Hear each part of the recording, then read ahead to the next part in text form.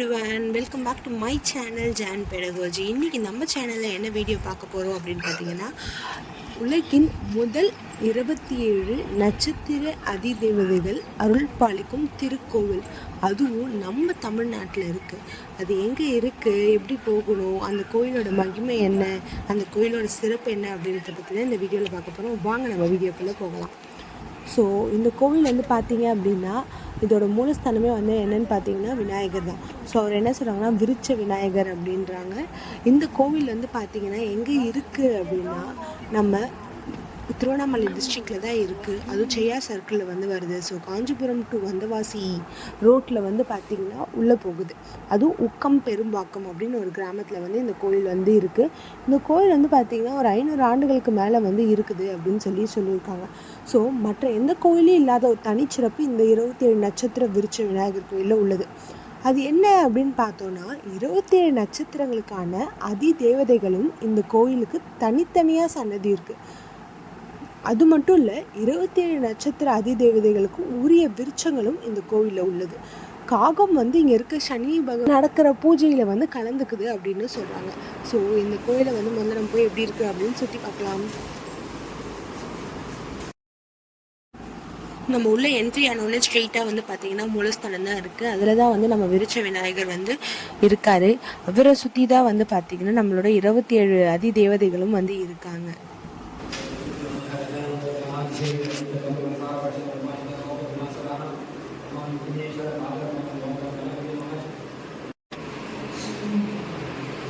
இப்போ நம்ம விநாயகரை வந்து வழிபட்டாச்சு. இப்போ வந்து நம்ம கோயிலை சுற்றி வர போகிறோம்.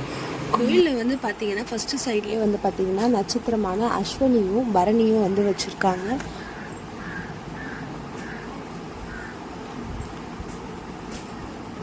அடுத்தது அது பக்கத்துலேயே பார்த்திங்கன்னா கேது ராகுக்கும் வந்து தனியாக வந்து சன்னதி வச்சுருக்காங்க.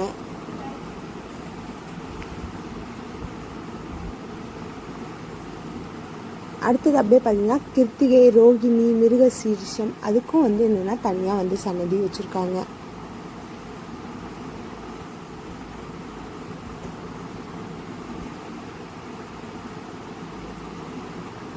அடுத்து திருவாதிரை, புனர்பூசம், பூசம் இந்த 3 நட்சத்திரங்களும் தனியாக வந்து வச்சுருக்காங்க. அடுத்தது ஆயில்யம், மகம், பூரம் 3த்துக்கும் வச்சுருக்காங்க.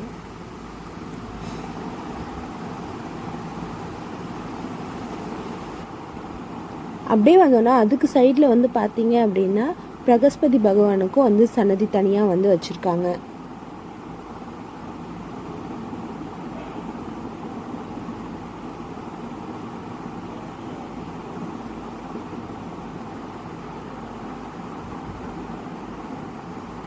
அடுத்தது வந்து பார்த்திங்கன்னா சிவனை வந்து ருத்ராட்சத்தால் நல்லா வந்து அலங்கரித்து வச்சுருக்காங்க. அது ஒரு கண்ணாடி டோர் போட்டு ரொம்ப வந்து சேஃபாக வந்து வச்சுருக்காங்க. பார்க்கவே அவ்வளோ அழகாக வந்து இருக்குது.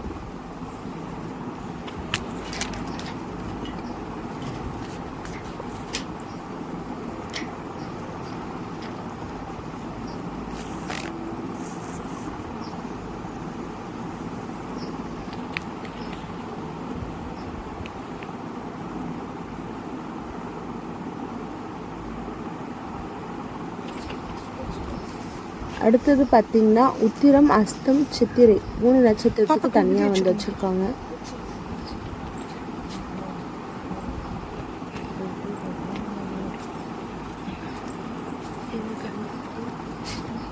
அடுத்தது சுவாதி, விசாகம், அனுஷம் இந்த 3 நட்சத்திரத்துக்கும் தனியாக இருக்குது. தினமுமே வந்து பார்த்திங்கன்னா இங்கே வந்து எல்லா நட்சத்திரத்துக்கும் வந்து என்னென்னா வழிபாடு செய்கிறேன் அப்படின்னு சொன்னாங்க.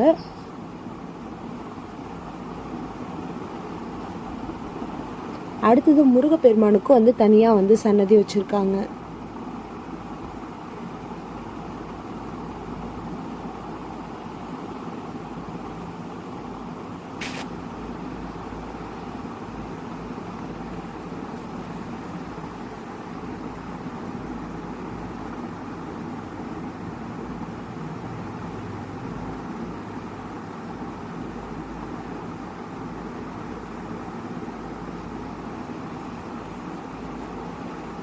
அடுத்த நட்சத்திரமான கேட்டை, மூலம், பூராடம் இவங்களுக்கும் வந்து தனியாக வந்து சன்னதி இருக்குது.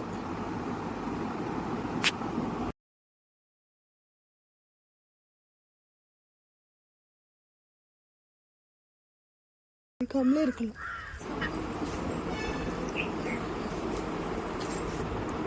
அடுத்த நட்சத்திரமான உத்திராடம், திருவோணம், அவிட்டம் அவங்களுக்கும் வந்து தனியாக சன்னதி வந்து இருக்குது.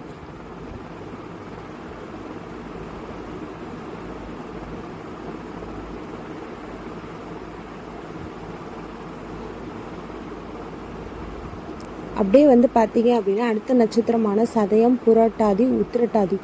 நாங்கள் போன அன்னைக்கு வந்து பார்த்திங்கன்னா சதய நட்சத்திரம்.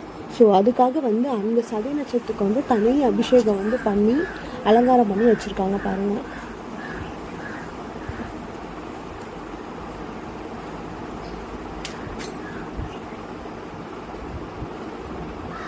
இந்த மாதிரி தினம் என்ன நட்சத்திரம் வந்து மாறுதோ அந்த சாமிக்கு வந்து அலங்காரமும் சிறப்பு அபிஷேகமும் வந்து பண்ணுறாங்க. அப்படியே வந்து பார்த்திங்கன்னா சனீஸ்வர பகவான் இருக்கார். ஸோ இந்த சனீஸ்வர பகவானுக்கு வந்து தினம் நடக்கிற பூஜையில் வந்து பார்த்திங்கன்னா காகம் வந்து கலந்துக்குது அப்படின்னு வந்து சொல்லியிருக்காங்க.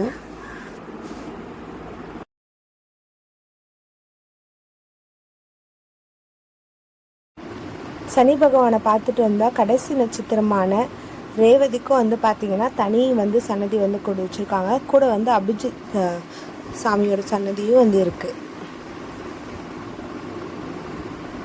நம்ம 27 நட்சத்திரங்களையும் வந்து பார்த்துட்டோம்.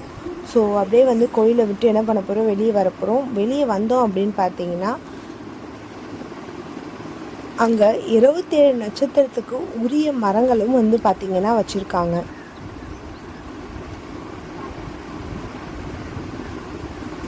நான் வந்து the brain shine toy store அப்படின்னு சொல்லி ஒரு கிட்ஸுக்கான டாய்ஸ்லாம் வந்து சேல்ஸ் பண்ணிகிட்ருக்கேன்.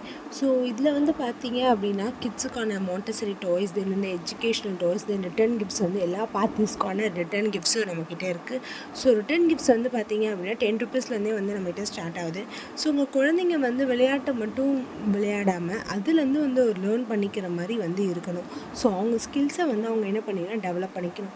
உங்களுக்கு இந்த டாய்ஸ்லாம் பற்றி தெரிஞ்சுக்கணும் அப்படின்னா நம்ம கமெண்ட் பாக்ஸில் வந்து சொல்லுங்கள். நான் வந்து உங்களுக்கு டேரெக்டாக அனுப்புகிறேன். இல்லை அப்படின்னா என்னோடய வாட்ஸ்அப் நம்பரையும் வந்து கீழே ஸ்க்ரீனில் தரேன். நீங்கள் அதுலேயும் மெசேஜ் பண்ணி நம்மக்கிட்ட வந்து டாய்ஸ் வந்து ஆர்டர் பண்ணிக்கலாம்.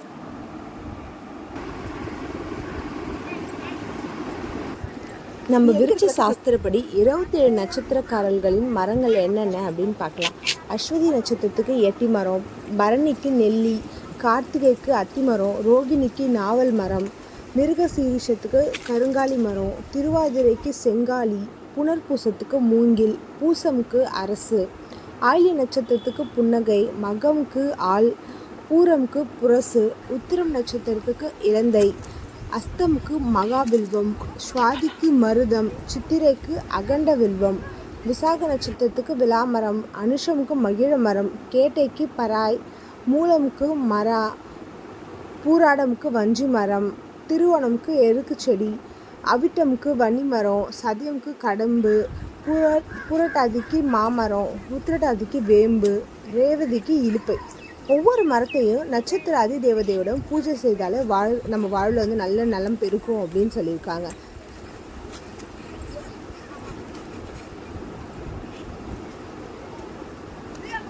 மொத்தம் 27 நட்சத்திரங்களும் 12 ராசியும் இருக்குது. இதில் ஒவ்வொரு நட்சத்திரமும் மற்ற ராசிகளுக்கும் ஒவ்வொரு மரம் அப்படின்னு சொல்லியிருக்கு.